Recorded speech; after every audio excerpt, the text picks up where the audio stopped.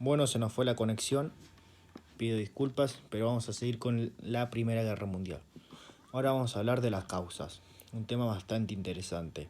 Para hablar de las causas hay que tener claro que no hubo una causa concreta para el estallido de la guerra, sino que fue un acumulamiento de causas. Por eso mismo se dividen en dos secciones, en profundas y en circunstanciales.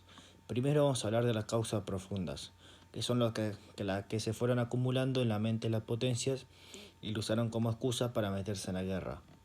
Hay cinco causas profundas.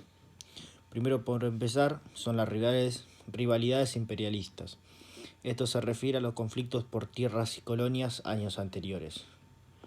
El sistema de alianzas también. Las naciones se hallan en conflicto sin estar en guerra. Seguimos con la paz armada, una de las causas más notorias de la guerra, que fue un periodo de la historia política de Europa que se extiende desde el fin de la guerra franco-prusiana hasta el inicio de la Primera Guerra Mundial, y que se caracteriza por el fuerte desarrollo de la industria bélica de las potencias y por la creciente tensión en las relaciones internacionales. Y la última causa conocida como nacionalismo. Esto atribuía entidad y singularidad propias a un territorio a sus ciudadanos, y sobre él se asientan aspiraciones políticas de carácter muy diverso. Por ejemplo, la guerra franco-prusiana de 1870 puso los territorios franceses en manos de los alemanes. Desde entonces el nacionalismo francés no cesó de alentar el desquite y el rescate de dichos territorios. Ahora que terminamos con las profundas, vamos con las causas circunstanciales, que por ejemplo fueron las dos crisis, la marroquí y la crisis balcánicas. Pero vamos a la última causa, que fue el gran estallido de la guerra.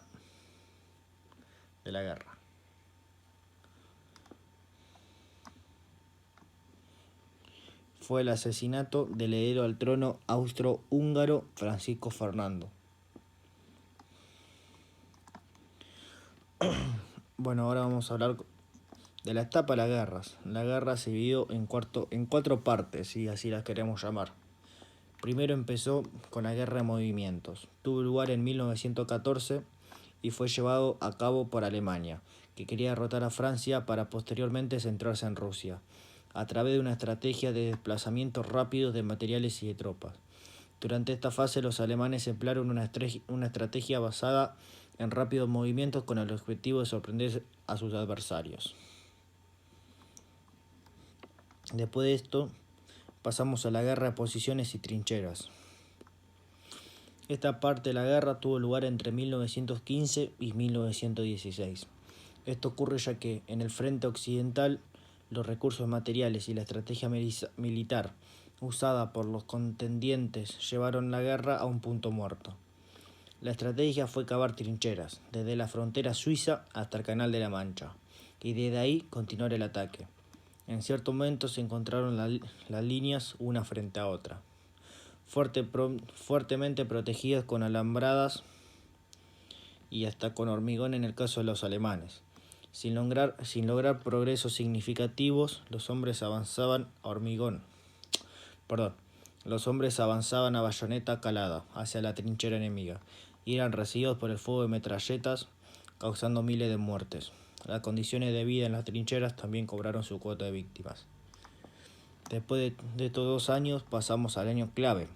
En el año 1917 se produjeron 2 acontecimientos relevantes que cambiaron el curso de la guerra. La causa más importante, que es la entrada de Estados Unidos a la guerra, a favor de la Triple Entente. El desequilibrio económico, material y humano a favor de los aliados hizo que las tropas alemanas comenzaran a ceder el terreno conquistado. Los aliados vencieron en la segunda batalla del Marne, en Aisne y en Amiens. Y después tenemos el segundo acontecimiento, que es la revolución bolchevique en Rusia. Pese a la grave crisis interna en Rusia, el armisticio ruso-alemán no se llevó a efecto hasta 1918. La contraofensiva germana da lugar a la paz. por la que Rusia sale de la guerra y pierde Finlandia, Polonia, Estonia, Letonia y Lituania, entre otros territorios. Después llegamos al desenlace de la guerra, que ocurrió el 11 de noviembre de 1918. La historia del mundo dio un vuelco. Tras 4 años largos y duros combates que se llevaron a cabo en los frentes occidentales y orientales de Europa, donde los combatientes luchaban en condiciones infrahumanas tras las trincheras. Llegó por fin el cese de las hostilidades. Este acontecimiento marcaría también el final de los imperios austrohúngaro, turco-otomano, ruso y alemán. En el interior de un oscuro y frío vagón de tren, representantes franceses y británicos de la Triple Entente y los representantes de los imperios alemán y austrohúngaro acordaron un armisticio y cesaron las hostilidades.